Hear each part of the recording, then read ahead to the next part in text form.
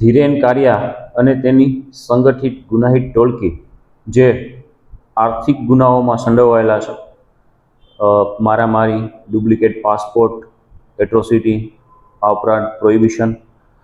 દસ્તાવેજો સાથે છેડછાડ, આ તમામ પ્રકારના ગુનાહિત કૃત્ય કરતી આ ટોળકી વિરુદ્ધ જૂનાગઢ શહેરના સી ડિવિઝન પોલીસ સ્ટેશનમાં એપ્રિલ 2025માં ગુસ્સીટોકનો ગુનો દાખલ કરવામાં આવેલો.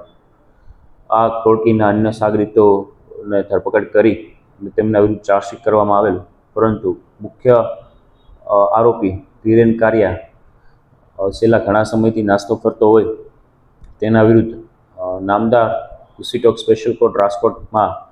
ભારતીય નાગરિક સુરક્ષા સંહિતાની કલમ 72 મુજબ રિપોર્ટ કરવામાં આવતા નામદાર કોર્ટ દ્વારા તેનું ધરપકડ વોરંટ જાહેર કરવામાં આવેલ.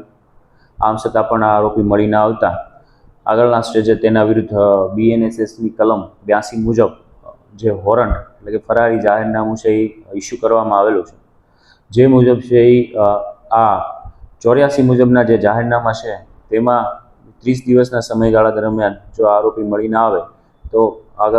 આગળના સ્ટેજે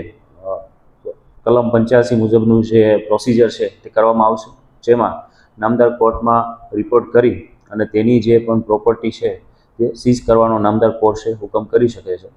હાલ આ આરોપી વિરુદ્ધ BNSSના કલમ 84 મુજબના જે વોરંટ ઇસ્યુ થયેલા છે તે અંતર્ગત પોસ્ટરો બનાવી અને અલગ અલગ જગ્યાએ છે એની બોળી પ્રસિદ્ધિ થાય તે માટે પબ્લિશ કરવામાં આવેલા છે, જેનો વિગતવારનો રિપોર્ટ નામદાર કોર્ટમાં કરવામાં આવશે, જેથી કરીને આ આરોપીને વિરુદ્ધ 85 મુજબની કાર્યવાહી કરવામાં આવશે. વધુમાં આ પોસ્ટરમાં આ આરોપીની કોઈપણ પ્રકારની વિગત આપશે તો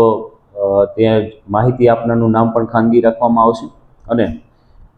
પોલીસ દ્વારા છે એ